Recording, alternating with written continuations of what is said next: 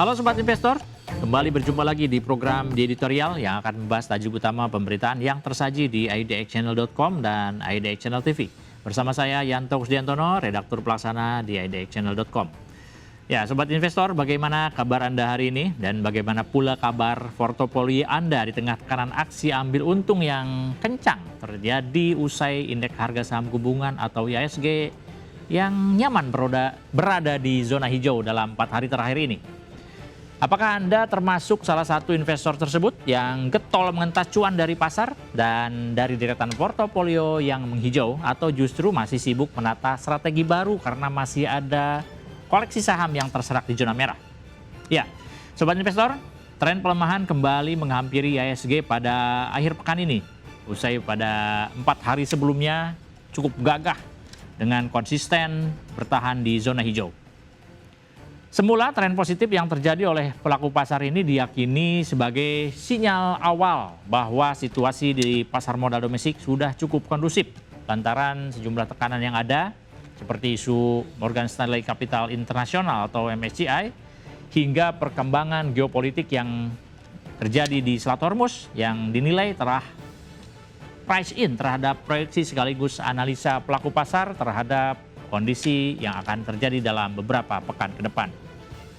Namun lagi-lagi dengan fundamental pasar yang belum sepenuhnya kokoh, pelaku pasar rupanya juga masih harap-harap cemas dengan potensi indeks ke depan. Sehingga dengan tren lonjakan harga yang telah terjadi dalam sepekan terakhir ini, maka aksi ambil untung dengan sejenak mengentas cuan dari pasar dianggap sebagai satu sikap yang paling realistis. Praktis, pelemahan indeks kali ini seolah berjalan serasi dengan tren pelemahan serupa yang terjadi pada nilai tukar rupiah terhadap dolar Amerika Serikat dan juga sejumlah mata uang utama dunia.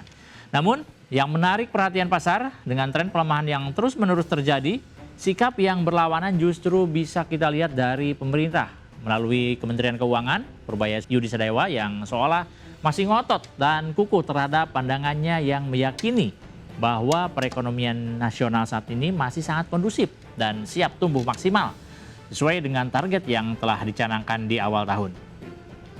Betapa tidak, beberapa waktu lalu Purbaya bahkan merasa perlu untuk membuka konfrontasi perdebatan dengan perwakilan dari Bank Dunia atau World Bank yang dalam laporan terbarunya pada awal April 2026 lalu telah menurunkan proyeksi pertumbuhan ekonomi Indonesia menjadi hanya 4,7% saja pada tahun ini.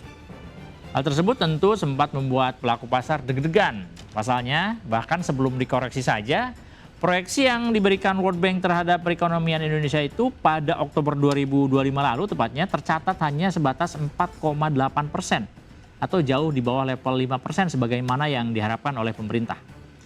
Namun, pandangan tersebut seketika dibantah oleh Purbaya dengan menyebut bahwa tolok ukur dunia internasional terhadap Indonesia, entah itu lewat Bank Dunia atau Dana Moneter Internasional atau IMF, seringkali harus juga dicurigai kebenarannya. Hal ini menurut Purbaya tak lepas dari faktor kepentingan yang dimiliki oleh IMF agar pemerintah Indonesia mau meminjam dana dan kemudian dikenakan suku bunga tinggi sehingga mendatangkan cuan bagi lembaga keuangan global tersebut. Namun, di luar dari bantahan Purbaya tersebut, publik pada dasarnya dapat melihat dengan gamblang bahwa nilai tukar rupiah terus-menerus tertekan. Bahkan telah mencatatkan rekor pelemahan terendahnya yang hingga saat ini masih bertahan di level di atas 17.300-an per dolar Amerika Serikat. Lalu dengan data dan fakta yang terjadi terkait pelemahan rupiah ini, maka pertanyaannya adalah mengapa Purbaya masih kukuh dengan pandangan optimismenya? Apakah hal tersebut bisa dipertanggungjawabkan atau justru tak lebih dari omon-omon tanpa data valid yang mendasarinya?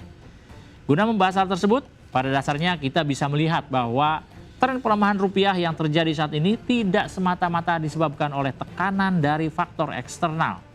Mulai dari kondisi perang di Iran, lonjakan harga komoditas, kemudian tingkat suku bunga The Fed hingga rebalancing yang tengah diterapkan oleh MSCI. Tidak ambruknya pertahanan rupiah tidak hanya semata-mata dipengaruhi oleh deretan faktor eksternal tersebut. Lebih daripada itu, kita juga harus mulai menyadari bahwa tekanan paling kuat terhadap rupiah justru datang dari dalam negeri.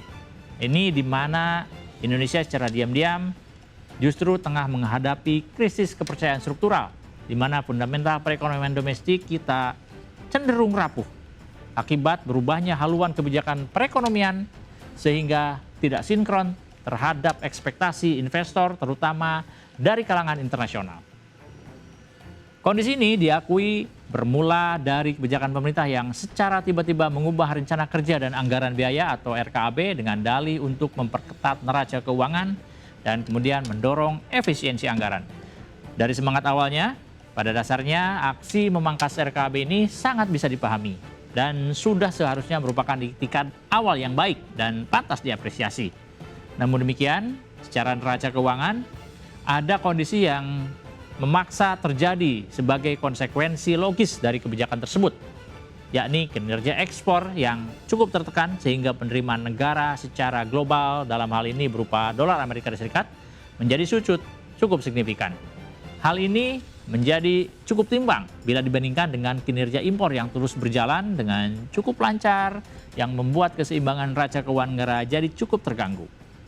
Kondisi ini diperparah dengan memburuknya pandangan publik, terutama publik internasional terhadap prospek dan kondusivitas berinvestasi di Indonesia, yang seiring tidak adanya ketidakpastian hukum, yang ini terutama diperhatikan di level daerah yang membuat aliran dana masuk atau capital inflow menjadi cukup tersendat.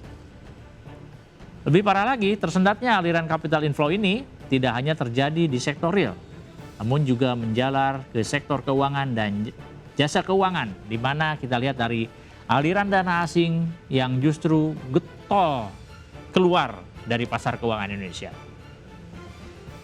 Di lain pihak, proses efisiensi anggaran yang terjadi dan dilakukan pemerintah justru juga mengalokasikan anggarannya ke berbagai program yang bersifat mega project, seperti program makan bergizi gratis atau MBG, kemudian Koperasi Desa Merah Putih atau KDMP yang harus diakui dalam jangka pendek masih belum mampu membuahkan hasil seperti yang diharapkan.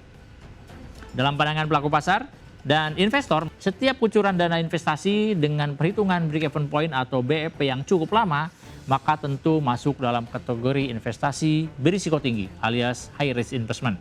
Sayangnya, dengan status high risk investment tersebut, muncul keraguan terhadap masa depan perekonomian Indonesia dan bahkan juga perekonomian global di tengah kondisi geopolitik yang masih sangat tidak menentu, sehingga hal ini membuat aliran dana asing terutama dalam bentuk dolar Amerika Serikat menjadi berkurang signifikan. Sampai pada titik inilah kebijakan pemerintah untuk segera menerbitkan surat utang atau obligasi global dengan denominasi di luar dolar Amerika Serikat, termasuk diantaranya dengan menggunakan yuan, kemudian lewat Panda Bond, menjadi sangat bisa dipahami.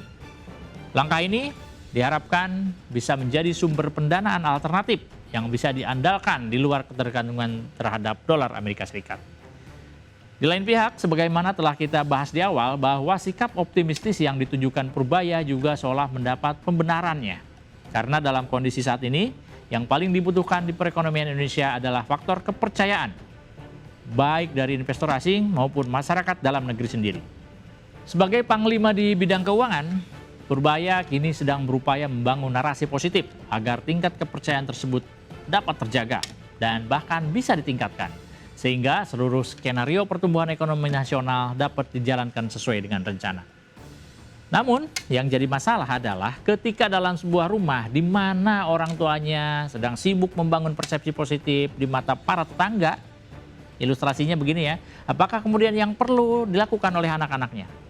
Apakah si anak sudi untuk berusaha bersama membangun dan mewujudkan persepsi itu? Atau dengan dalih objektivitas justru ikut menanjangi kondisi dapurnya keluarga. Dan si anak justru mengekspos hal-hal buruk yang ada di keluarga alih-alih bekerja sama untuk memperbaiki. Menjadi yang lebih baik untuk kepentingan keluarga. Nah, sebagai sebuah keluarga, apakah kita sebagai anak mau berdiri bersama orang tua untuk berjuang bersama mengupayakan apa yang dicita-citakan, atau justru berdiri berseberangan sambil ikut memperkuat serangan yang datang bertubi-tubi untuk orang tua kita? Demikian program di editorial edisi kali ini. Saya Anto Kusdiantono, pamit undur diri. Pantau terus berita ekonomi, bisnis, dan pasar modal hanya di IDX Channel TV. idxchannel.com dan media sosial IDX Channel. Sampai jumpa.